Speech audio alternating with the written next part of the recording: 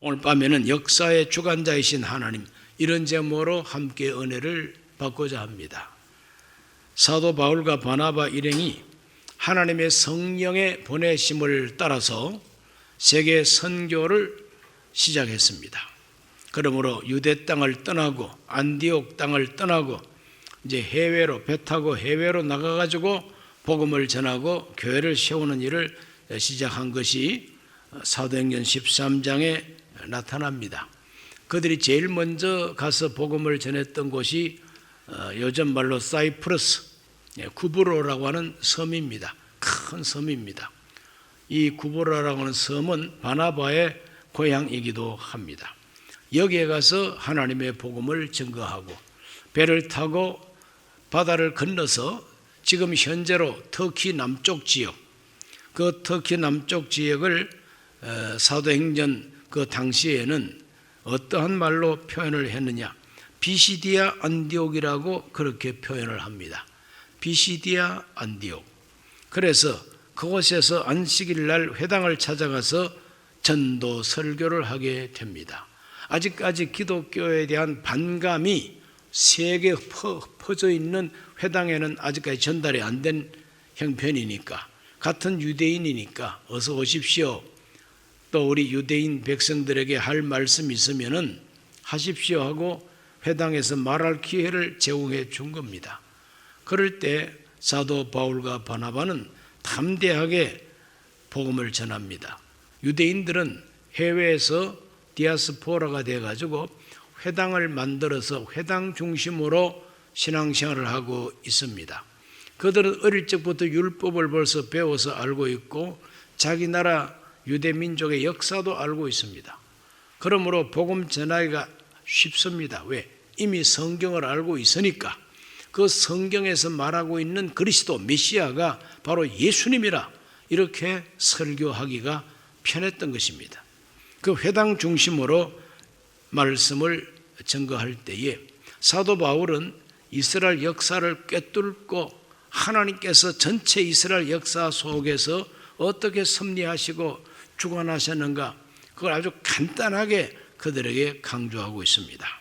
사도행전 13장 16절에 보면은 바울이 일어나 손짓하며 말하되 이스라엘 사람들아, 하나님을 경외하는 사람들아 들으라 그랬어요. 한번 따라 하실까요? 들으라. 들으라. 이 들으라고 하는 말이 히브리 말로 쉐마입니다. 쉐마 이스라엘. 이스라엘아 들으라. 이 사도 바울도 그 유대인들을 찾아가서 하나님을 경외하는 사람들아 내 말을 들으라 하고 외쳤던 것입니다. 바울이 외쳤던 역사의 주관자 하나님. 그래서 제일 먼저 말합니다.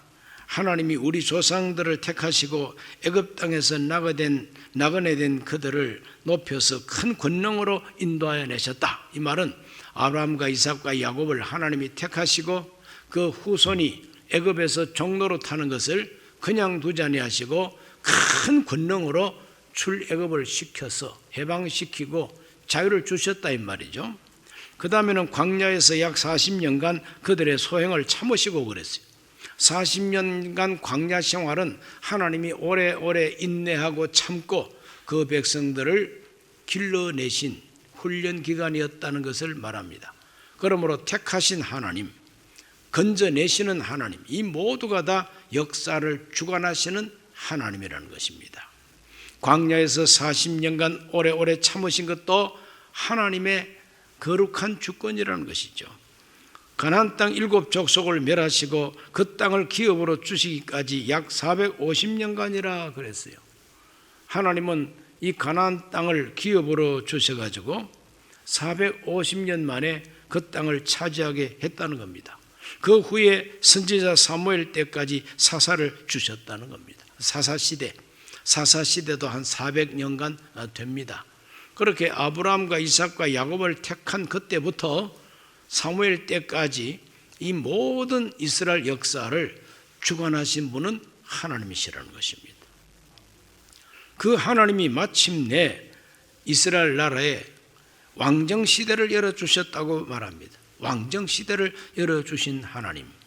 21절 다 같이 읽습니다. 그 후에 그들이 왕을 구하거늘 하나님이 베냐민 지파 사람 기스의 아들 사울을 40년간 주셨다가 그랬어요.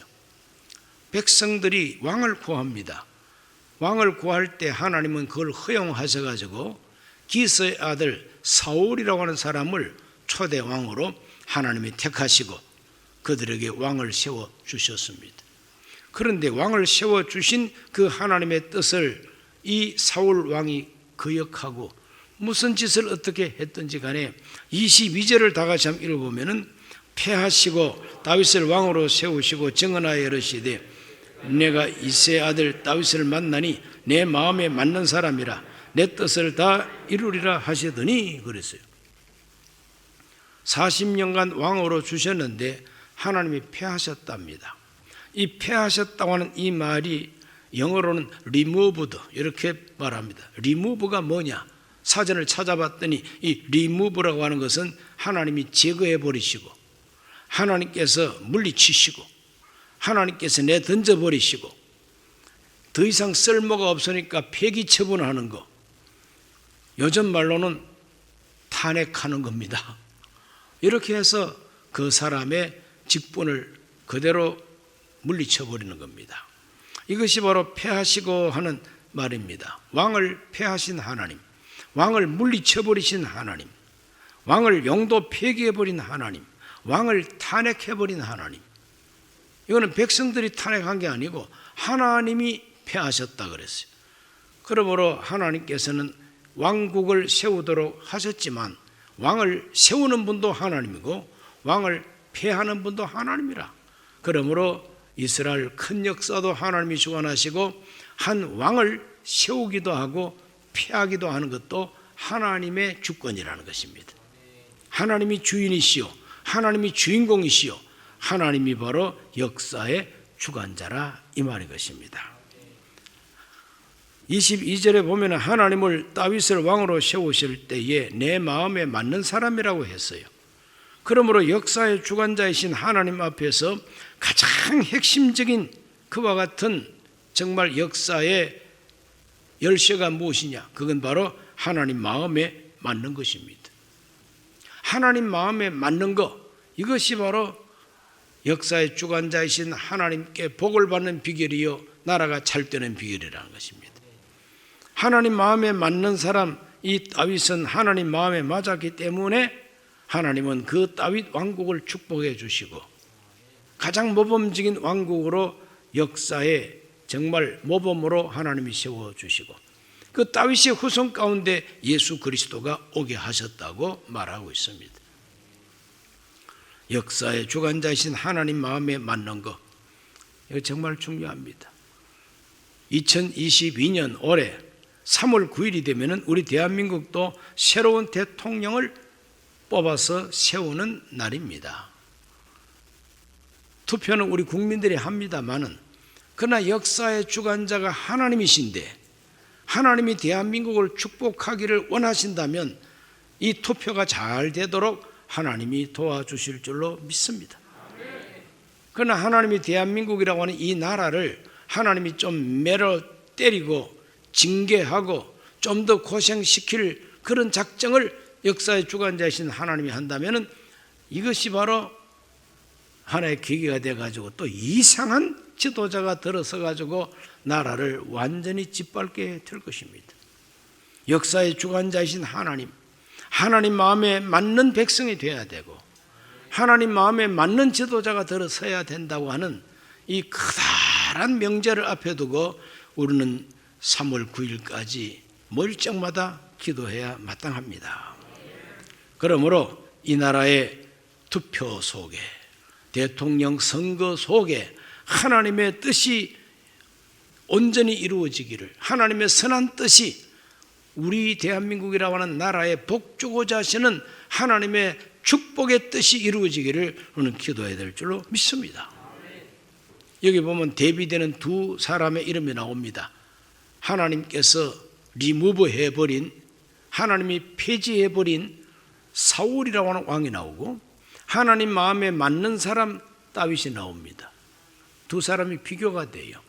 그러므로 앞으로 이 나라를 잘 다스려 나갈 대한민국 이 역사 속에 희망을 주고 다시 한번 번영을 가져올 수 있는 그런 지도자는 다윗 같은 지도자가 되기를 우리는 기도해야 될 것입니다. 제일 먼저 사울은 하나님 앞에 버림받았습니다. 그러므로 사울이 버림받은 원인이 뭔가 그걸 우리가 알고 이와 같은 원인 제공을 하는 리더자가 없기를 우리는 기도해야 된다 이 말이죠. 제일 먼저 사울이 버림받은 원인이 뭐냐? 사울이 하나님을 버렸습니다. 말씀을 버린 것이 바로 하나님을 버린 것이 됩니다. 사무엘상 15장 23절을 먼저 읽어봅니다. 이는 거역하는 것은 점치는 죄와 같고 완고한 것은 사신 우상에게 절하는 죄와 같음이라. 왕이 야훼 말씀을 버렸으므로 야훼께서도 왕을 버려 왕이 되지 못하게 하셨나이다. 하나님이 먼저 사울을 버린 게 아니에요. 사울이 먼저 하나님을 버렸어요. 말씀을 버렸다. 거역했다는 것이죠. 사무엘상 15장 26절을 읽어보면 사무엘이 사울에게 이르되 나는 왕과 함께 돌아가지 아니하리니 이는 왕이 야훼 말씀을 버렸으므로 야훼께서 왕을 버려 이스라엘 왕이 되지 못하게 하셨음이니이다. 사무엘 선지자가 사울에게 분명히 말합니다. 나는 당신하고 이제 함께 할 수 없다. 왜냐? 나는 하나님의 종이다. 그런데 당신이 하나님을 버렸기 때문에 하나님이 버린 사람과 내가 어떻게 같이 할 수가 있느냐 이 말입니다. 그러므로 하나님이 먼저 버린 게 아니고 사울이 먼저 하나님을 버렸어요. 말씀을 버리는 것이 바로 하나님을 버리는 것이 됩니다. 하나님 말씀을 청종하지 아니하고 거역하는 것이 바로 하나님을 버린 모습이 되는 것입니다. 에덴 동산에서 아담과 하와가 하나님의 말씀을 버렸습니다. 마귀의 말을 선택했습니다. 이것이 원죄가 된 것이죠. 그러므로 하나님을 버린다 이 말은 바로 말씀을 버린다는 겁니다. 말씀을 버리는 사람은 하나님을 버리는 겁니다. 저와 여러분이 곰곰이 내 생활 속에, 내 생각 속에, 내 가치관과 내 판단하는 이 모든 내 판단 속에 하나님의 말씀이 핵심이 되어야 되는데 말씀 던져버리고 내 성질대로 내 생각대로 어떤 사람의 말을 듣고 이런 식으로 행동하는 것은 그 사람 하나님 버린 사람입니다. 오늘 우리 가운데 하나님 버리는 사람이 한 분도 없게 되시기를 축원합니다. 두 번째로 자기 명예에 집착합니다. 사울은 철저히 자기 명예, 자기 이름 내는 거 거기에 집착을 했습니다. 전쟁에서 승리했으면 하나님께 감사 제단부터 쌓아야 될 거 아니에요. 그런데 이 사람은 하나님께 감사의 제사를 드리기보다도 자기 기념비 세우는데 너무 급급했어요. 사무엘상 15장 12절을 다 같이 읽어보면 사무엘이 사울을 만나려고 아침에 일찍이 일어났더니 어떤 사람이 사무엘에게 말하여 이르되 사울이 갈멜에 이르러 자기를 위하여 기념비를 세우고 발길을 돌려 길갈로 내려갔다 하는지라. 자기를 위하여 기념비 세웠다는 거죠. 하나님 앞에 감사의 제단을 먼저 쌓아야 되는데 자기 이름을 위하는 제단을 먼저 쌓았어요. 그게 기념비입니다. 뭘 그렇게 잘했다고 자기 기념비를 세웁니다. 하나님 말씀을 버려놓고 그게 뭐 잘한 것이라고 자기 기념비 세우는 사람이 사울이다 이 말이죠. 하나님이 도우셔서 이겼습니다. 이렇게 돼야 되는데 내가 잘났다 이 말이죠. 내가 이겼다 이 말입니다. 그래서 자기 기념비를 세우는 것은 자기 명예에 집착하는 모습이죠. 세 번째로 그는 소유욕에 집착을 합니다. 소유욕, 가져야 되겠다. 내가 더 많이 소유해야 되겠다는 탐욕입니다. 사무엘상 15장 19절에 어찌하여 왕이 야훼의 목소리를 청종하지 아니하고 탈취하기에만 급하여 야훼께서 악하게 여기시는 일을 행하였나이까 그랬어요. 하나님의 말씀, 하나님의 목소리 청종하지 아니하고 탈취하기에만 급했다 그랬어요. 그 탈취하기에 급한 게 바로 내가 좋은 걸 가져야 되겠다는 욕심이죠. 하나님의 말씀을 청종하지 않고 내 욕심 채우는 데 급했다는 거예요. 이것이 바로 소유욕에 집착하고 그는 소유욕만 집착한 것이 아니라 자기 권력에 대한 애착이 너무 강했어요. 사울이 다윗을 죽이려고 한 것도 저 다윗이 너무 유명해지니까 내 권력을 빼앗을 것 같다고 하는 의심을 하게 됩니다. 그래서 창을 들어서 그 다윗을 죽이려고 막 얼마나 창을 던집니까? 추격군을 편성해서 다윗을 죽여오든지 잡아오라.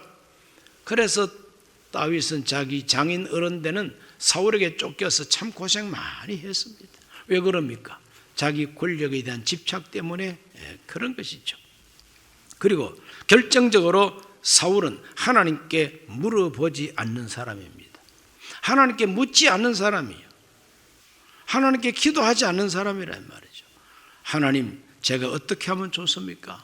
하나님께 물어봤으면 하나님이 다 가르쳐 주실 텐데, 이 사울은 하나님께 물을 것도 없어 내 마음대로 하는 겁니다. 내 기분 내키는 대로 하는 거예요. 내 욕심 채우는 데만 급급한 겁니다. 나중에는 급하니까 신들린 여자, 신접한 여자를 찾아가서 점을 쳤다 이 말이에요. 하나님께서 그냥 갈수록 태산이에요. 그래서 하나님은 내버려고 말았다고 하는 것이 사무엘상 끝까지 나오는 슬픈 역사였습니다. 오늘 우리들은 이와 같은 지도자가 등장하지 않기를 하나님께 기도해야 됩니다. 하나님이 리무브 해버리는 그런 사람이 대통령 되면 언젠가 하나님이 리무브 해버리면 나라까지 망한다 이 말이죠. 그러나 다윗은 하나님 마음에 맞는 사람이었어요. 우리들은 기도해야 됩니다. 이 나라 지도자도 다윗처럼 하나님 마음에 맞는 사람이 뽑히게 하여 주시옵소서. 하나님 마음에 맞는 사람 다윗은 어떤 사람이냐? 첫째로 살아있는 믿음의 사람이죠. 다윗의 믿음은 살아있는 믿음입니다. 사무엘상 17장 26절을 다 같이 봅니다. 다윗이 곁에 서 있는 사람들에게 말하여 이르되 이 블레셋 사람을 죽여 이스라엘의 치욕을 제거하는 사람에게는 어떠한 대우를 하겠느냐? 이 할례받지 않은 블레셋 사람이 누구이기에 살아계시는 하나님의 군대를 모욕하겠느냐 그랬어요. 다윗의 믿음은 살아계신 하나님입니다. 블레셋이 군대를 일으키고 이스라엘과 전쟁을 엘라 골짜기에서 벌였는데 그때 그 블레셋 군대의 대표되는 투사가 나왔어요. 그 사람 이름이 골리앗입니다. 골리앗입니다. 얼마나 힘이 장사한지, 얼마나 키가 크고 덩치가 큰지, 그 사람이 가지고 있는 창자루가 배틀채 같았다 그랬어요.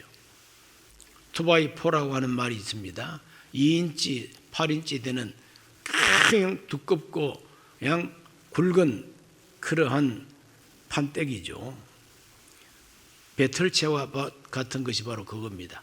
이거 한번 휙 휘두르면은 윙 하고 휘두르면은 막을 재간이 없어요. 막을 재간이 없어요.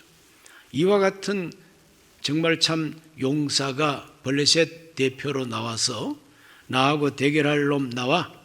이런 식으로 이제 이스라엘 군대를 모욕하고 있습니다. 너희들 하나님이 야훼라고?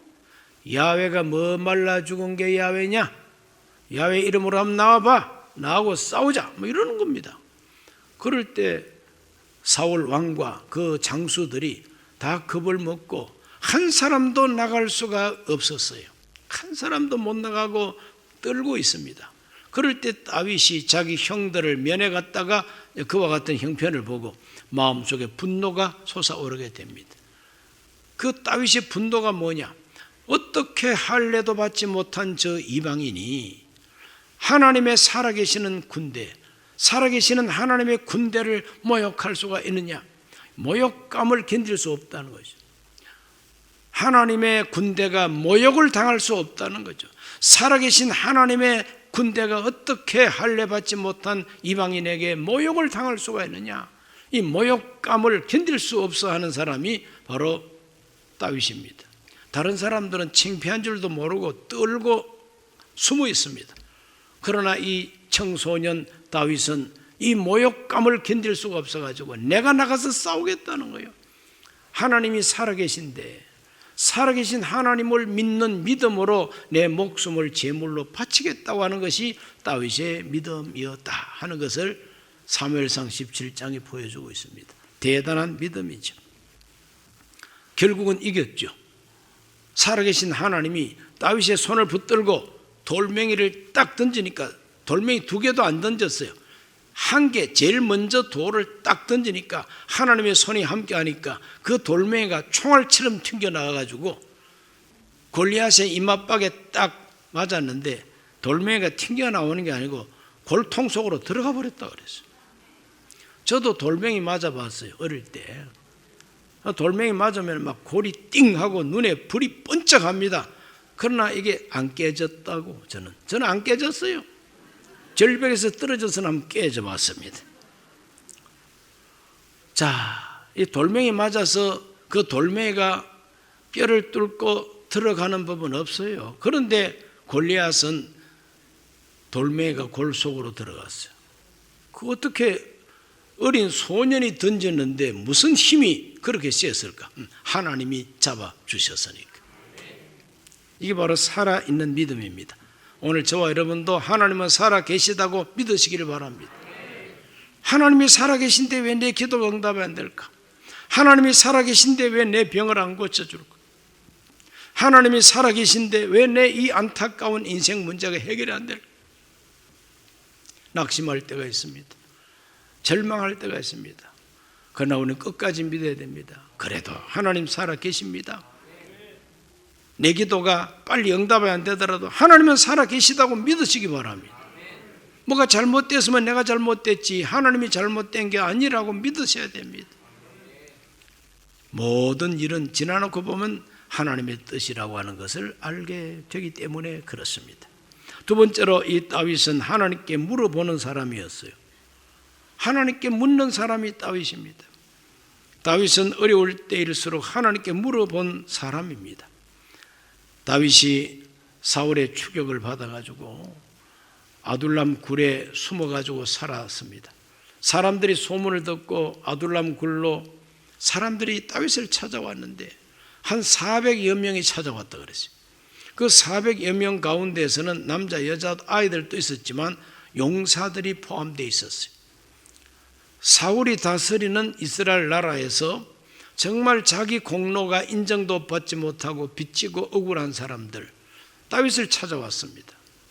이 사람들이 다윗과 함께 마음이 맞았어요. 그럴 때 우리 하나님은 이 다윗의 하나님으로서 다윗의 마음속에 나라를 건져내고자 하는 애국심을 심어주셨어요. 비파야 수금아 깨어라, 내가 새벽을 깨우리로다. 희망을 가지게 됩니다. 아둘람 굴에서. 그럴 때 블레셋 군대가 그일라라고 하는 유대 지역을 침략해 왔습니다. 농사 잘 지어가지고 이제 막 추수하려고 그러는데 블레셋 군대가 막 쳐들어와가지고 그일라라고 하는 그 유대 지역에 있는 이스라엘 사람들을 죽이고 잡아가고 빼앗고 약탈합니다. 누가 와서 다윗에게 보고를 합니다. 대장, 지금 그일라가 블레셋의 침공을 받고 있습니다. 우리가 가서 구원해 줘야 되지 않겠습니까? 그럴 때 이 다윗은 하나님께 기도하고 물어봤습니다. 23장 2절, 이에 다윗이 야훼께 묻자와 이르되 내가 가서 이 블레셋 사람들을 치리까? 야훼께서 다윗에게 이르시되 가서 블레셋 사람들을 치고 그일라를 구원하라 하시니. 다윗은 정말 참 상대가 안 되는 그와 같은 전쟁을 앞에 두고 하나님께 물어봤다 그랬어요. 하나님, 전쟁을 할 수가 있겠습니까? 내가 올라갈까요 말까요? 묻자와 이르되, 따라합시다. 묻자와 이르되. 그 다음에 또 4절에 보면 다윗이 야훼께 다시 묻자온대 그랬어요. 다시 묻자온대. 그러니까 하나님이 또 가라고 또 말씀하십니다. 이와 같이 하나님은 다윗에게 기도를 응답하시는 하나님. 다윗은 다급할 때, 어려운 일이 있을 때마다 반드시 하나님께 물어보는 사람이죠. 다윗이 자기의 가족들까지 납치를 당하고 그 가족들이 다 인질이 돼가지고 끌려갈 때 나머지 용사들도 자기 가족들이 다 사로잡혀 갔다는 걸 알고 그냥 얼마나 그 마음에 슬픔이 가득했던지, 저 다윗을 따라다니다가 내 가족 다 잃어버리게 생겼다. 그래서 다윗을 어떻게 죽이고 저 다윗을 더 이상 따라다니지 말아야 되겠다, 이제 이런 마음을 먹고 있었습니다. 그럴 때 다윗은 용기를 잃지 않고 하나님께 또 물어봅니다. 30장 7절에서 8절을 다 같이 읽어봅니다. 다윗이 아히멜렉의 아들 제사장 아비아달에게 이르되 원하건대 에봇을 내게로 가져오라. 아비아달이 에봇을 다윗에게로 가져가매 다윗이 야훼께 묻자와 이르되 내가 이 군대를 추격하면 따라잡겠나이까 하니 야훼께서 그에게 대답하시되 그를 쫓아가라. 네가 반드시 따라잡고 도로 찾으리라. 계속해서 물어봅니다. 하나님께. 이렇게 하나님께 물어보는 사람은 하나님께서 함께해 주시는 것이죠. 저와 여러분도 우리 신앙생활 속에 가장 중요한 것은 묻자와 이르되, 하나님 앞에 물어봐야 된다는 거예요.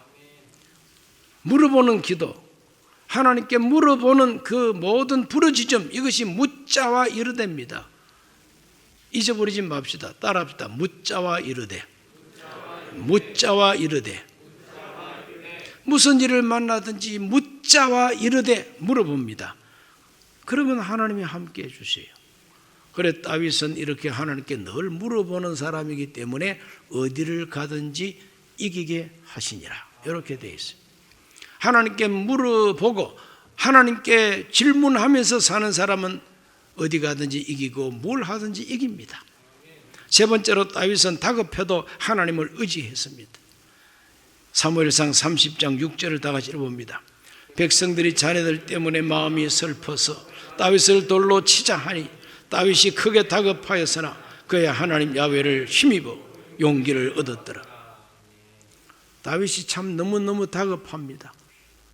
블레셋 때문에 다급한 것도 아니고 다른 어떤 외부적인 일로 다급한 게 아니라 자기 부하들이 자기를 돌로 치려 할 때 제일 다급했죠.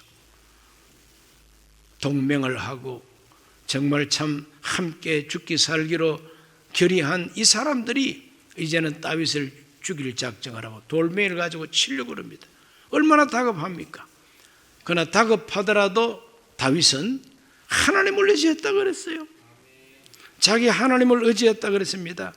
하나님을 힘입고 용기를 얻었다. 이것이 다윗의 위대한 모습인 것입니다. 아무리 급해도 아무리 다급해도 하나님 의지합니다. 사울은 다급하니까 귀신 들린 여자를 찾아가서 점을 쳤다 그러지 않습니까? 그러나 다윗은 다급할 때 하나님을 의지했다 그랬어요. 오늘 저와 여러분도 다급할수록 하나님 의지하게 되시기를 바랍니다. 하나님을 힘입고 용기를 얻게 되시기를 바랍니다. 네 번째로 백성을 사랑하고 헌신한 사람이 다윗입니다. 23장 3절에서 5절까지 다 같이 읽습니다. 다윗의 사람들이 그에게 이르되 보소서 우리가 유다에 있기도 두렵거든 하물며 그일라에 가서 블레셋 사람들의 군대를 치는 일이리까 한지라. 다윗이 야훼께 다시 묻자온대 야훼께서 대답하여 이르시되 일어나 그일라로 내려가라. 내가 블레셋 사람들을 네 손에 넘기리라 하신지라. 다윗과 그의 사람들이 그일라로 가서 블레셋 사람들과 싸워 그들을 크게 쳐서 죽이고 그들의 가축을 끌어오니라. 다윗이 이와 같이 그일라 주민을 구원하니라. 이게 무슨 뜻인가 하면 다윗을 따르는 사람들이 다윗에게 말하기를 대장, 우리가 이 유대 땅에서 숨어 사는 것도 얼마나 위험한데 버젓하게 우리 여기 있으니 잡아가시오 하는 마음으로 그일라에 가서 블레셋과 전쟁을 하면은 우리가 이긴다 할지라도 사울 군대가 와서 우리를 죽일 거 아니냐 이 말이에요. 우리가 이 유대 땅에 있는 것만도 위험한데 어떻게 그일라를 구원할 수가 있겠습니까? 다윗은 자기 부하들의 말을 듣지 않습니다. 내가 하나님께 물어보고 하나님 말을 듣겠다는 거예요. 하나님 기도만 하면 물어보기만 하면 하나님이 올라가서 그일라를 구원하라 그럽니다. 거듭거듭 다윗은 자기 동족을 사랑하는 사람입니다. 내 백성이 블레셋한테 짓밟히고 있어. 내가 죽더라도 이건 그냥 둘 수 없고 내 백성을 구원해야 되겠다. 그러므로 그 이스라엘 백성을 사랑하고 헌신한 사람이 바로 다윗입니다. 다윗은 자기가 아무리 위험해도 쫓아가서 그 일라에 가가지고 블레셋을 물리쳤습니다. 빼앗긴 걸 도로 찾았습니다. 백성들을 구원해냈다 그랬어요. 그럴 때 이스라엘 백성들이 다윗을 보고 얼마나 박수를 쳤겠어요. 과연 다윗이야말로 천천히요, 만만이요. 저 사울은 천천히고 다윗은 만만이라고 여자들이 노래를 부르는 게 진짜구나. 그러므로 이 다윗의 소문이 온 이스라엘에 쫙 퍼지는 거죠. 다윗은 자기 장인 어른한테 쫓겨다니면서도 우리 백성들을 건져내고 구원하는 데는 목숨을 걸고 싸워줬다. 이게 그냥 백성들한테 쫙 알려지니까 사울의 인기는 완전히 그냥 떨어지고 다윗의 인기는 하늘 높이 치솟아 올라가게 되는 것이죠. 오늘도 마찬가지입니다. 누가 백성을 진정 사랑하고 이 백성을 위해서 정말 자기 목이라도 내놓고 헌신하는 사람이냐, 그런 사람이 지도자가 돼야만이 나라가 잘 될 거 아니냐 이 말이죠. 할렐루야. 그러므로 우리는 중차대한 국가적인 큰 일을 앞에 놓고 우리는 성경을 읽으면서 하나님, 성경을 보니까 이러한 역사의 주관자이신 하나님의 섭리가 있으니 하나님이여 이 나라를 진정 사랑하고 백성을 구원할 사람이 누굽니까? 가르쳐 주시옵소서. 분별하고 투표 잘 하시기를 바랍니다. 분별하고 나만 깨달을 것이 아니라 많은 사람에게 알려가지고 우리 하나님께서 사울 아래에서 망해가던 나라를 다윗이 왕이 됨으로 다시 일어섰던 것처럼 대한민국이 그렇게 되기를 기도해야 될 줄로 믿습니다. 하나님 아버지, 오늘 하나님 앞에 나와 기도하는 우리 모든 성도들, 하나님 마음에 맞는 사람에 대하여 오늘 읽었습니다. 우리 모두가 하나님 마음에 맞는 사람들이 되게 해 주시고 또 앞으로 이 나라의 지도자가 하나님 마음에 맞는 사람이 등장하게 해 주시옵소서. 예수님 이름으로 기도하옵나이다.